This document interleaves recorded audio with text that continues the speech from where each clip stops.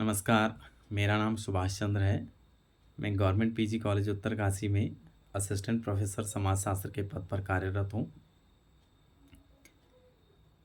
Refresher course में micro teaching presentation के लिए मैंने जो टॉपिक चुना है वह समाज है। यह टॉपिक समाजशास्त्र की मूल अवधारणाओं में से एक है। इस टॉपिक के अंतर्गत हम समाज का सामान्य अर्थ, समाज की परिभाषा, समाज के विशिष्ट अर्थ तथा समाज की कुछ विशेषताओं के बारे में चर्चा करेंगे। सर्वप्रथम समाज के सामान्य अर्थ को जानते हैं। सामान्यतः लोग व्यक्तियों के समूह को समाज कहते हैं, किंतु ऐसा नहीं है। समाज किसे कहते हैं यह हम कुछ परिभाषाओं से समझते हैं। पहली परिभाषा मैकाइवर और पेज की है।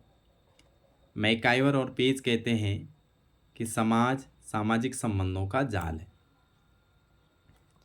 एक व्यक्ति की बात करें तो वह समाज में विभिन्न रिश्तों से जुड़ा हुआ होता है। वह किसी का भाई है, किसी का बेटा है, किसी का पति है, किसी का दोस्त है, किसी का चाचा है, किसी का मामा है। इस प्रकार वह विभिन्न रिश्तों से जुड़ा हुआ है। संबंधों के इसी जाल को मैकाइवर और पेज समाज कहते हैं। दूसरी परिभाषा हम राइट की लेते हैं।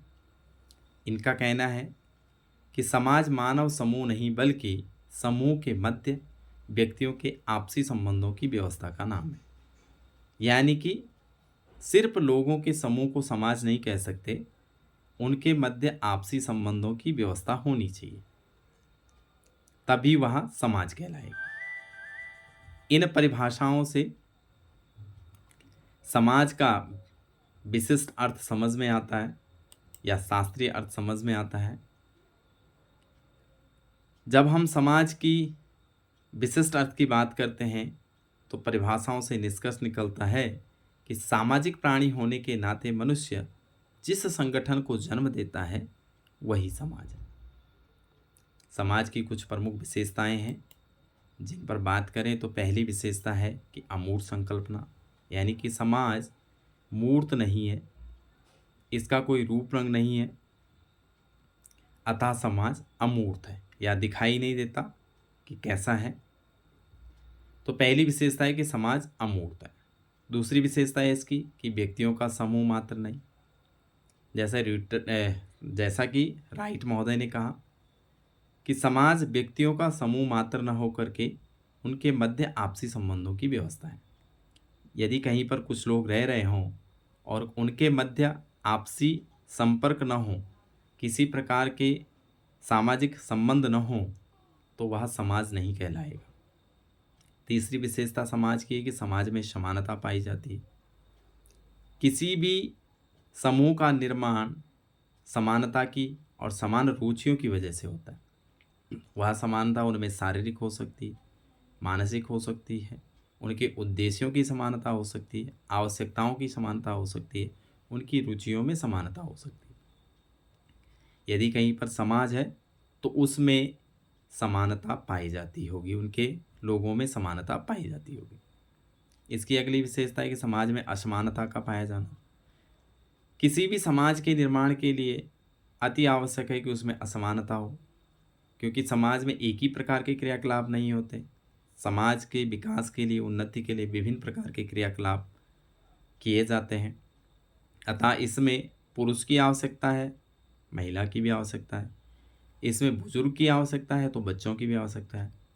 इसमें शारीरिक तौर पर, मानसिक तौर पर जो बुद्धिमान व्यक्ति हैं या शारीरिक तौर पर जो मजबूत व्यक्ति हैं उनकी भी आवश्यकता है।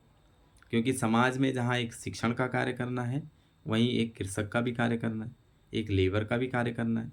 तो ये विभिन्न प्रकार के कार्यों की पूर्ति के लिए समाज में असमानता का होना आवश्यकता है। तो यहाँ इसकी विशेषता है कि जहाँ समाज होगा उसमें असमानता भी पाई जाती होगी। इसकी अगली विशेषता है पारस्परिक जागरूकता, यानी कि समाज के लोग एक दूसरे को जानने का प्रयत्न करते हैं। समाज का जन्म ही इस आधार पर होता है कि जब व्यक्ति दूसरे व्यक्ति को जानने की कोशिश करे, वह जागरूक हो। यदि उनके बीच में संबंध विकसित ना हो, जो कि जागरूकता से ही होते हैं, तो समाज का निर्माण नहीं होगा। इसकी अगली विशेषता है कि समाज में सहयोग तथा संघर्ष का पाया जाना। किसी भी समूह का निर्माण का मूल आधार सहयोग है। सहयोग से ही आपसी संबंध और समूह विकसित होते हैं, और उस समूह की उन्नति के लिए अति आवश्यक है कि उसमें संघर्ष हो।